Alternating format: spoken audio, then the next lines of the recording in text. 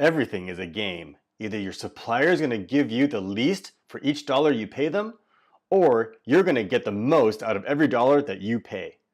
In this video, I'll go over all the aspects you can negotiate with your supplier to maximize and stretch every dollar you spend. Stick around. What's up guys? Crescent here, and welcome back to my channel where I share with you the best tips and strategy videos just like this one on how to succeed with Amazon private labeling. So if you're new here, consider subscribing. Let's get started. Most new entrepreneurs, especially in North America, are unfamiliar with how business transactions are negotiated since culturally speaking, bartering and negotiating isn't part of their day-to-day activities.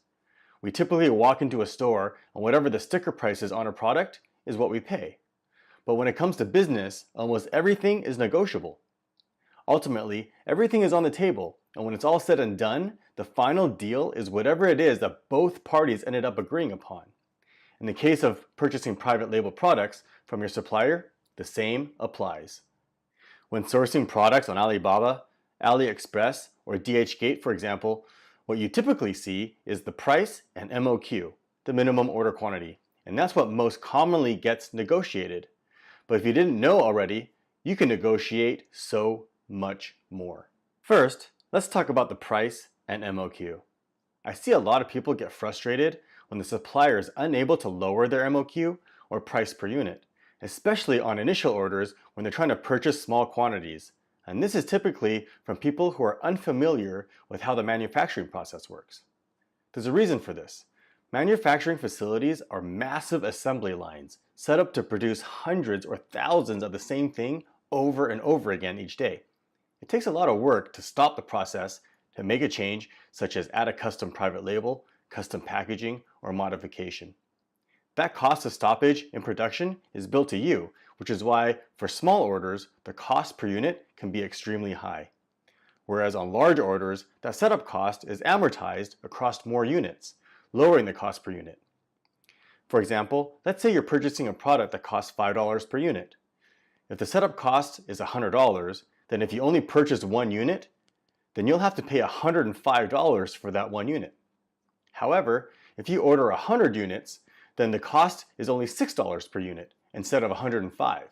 If you order 1,000 units, the cost is $5.01 per unit. Make sense? Now sometimes the labor involved to stop and make a change just isn't worth it unless the order quantity is above a certain amount. That's why in some cases, the supplier simply will not accept any orders lower than a specified quantity. You can pout all you want, but there's nothing you can do about it.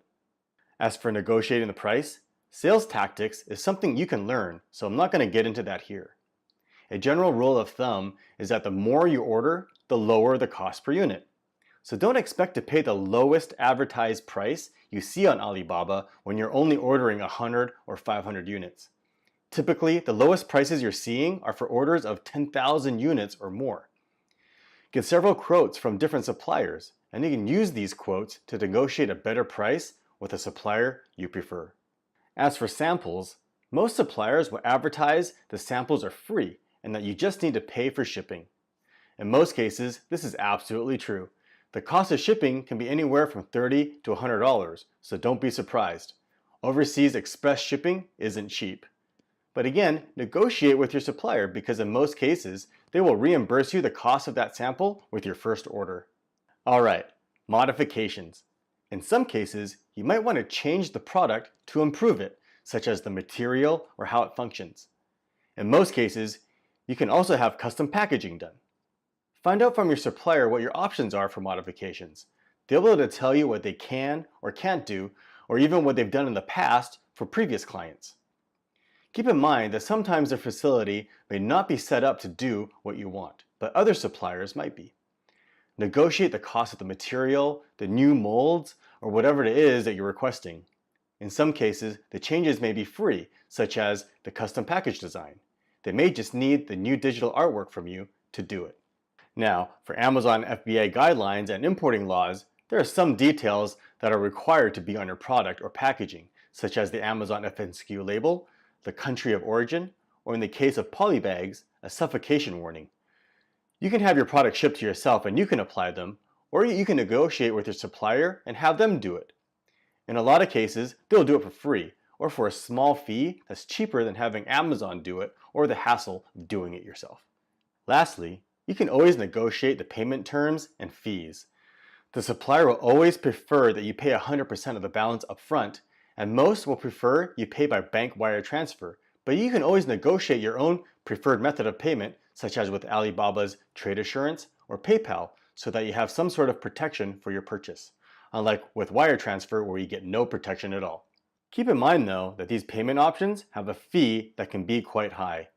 Suppliers will want you to pay for these fees if you're using these payment options. Negotiate with them and see if they're willing to split the fee with you or at least waive it on future orders. You can also negotiate to split up the payment, such as having 30 to 50% up front to start manufacturing, and you'll pay the balance when the manufacturing is complete. You may also stipulate that you will pay the remaining balance after a quality inspection is done. Remember, always negotiate for what you want and what you're most comfortable doing. You're the one paying the supplier for their service, so they should try to meet your requests if they want your business. Okay, I hope you have a better understanding of how much more you can stretch your dollar when dealing with suppliers. Be professional and try to maximize how far your dollar will go. Remember, your suppliers are people too. There's nothing to be afraid of, just ask. It won't hurt. If you found value in this video, please consider subscribing and give it a thumbs up or share it with a friend. I'd love to hear from you too, so leave a comment or a question below, and if you haven't already, join my Amazon Facebook group. There's a link in the description. And as always, thanks for watching.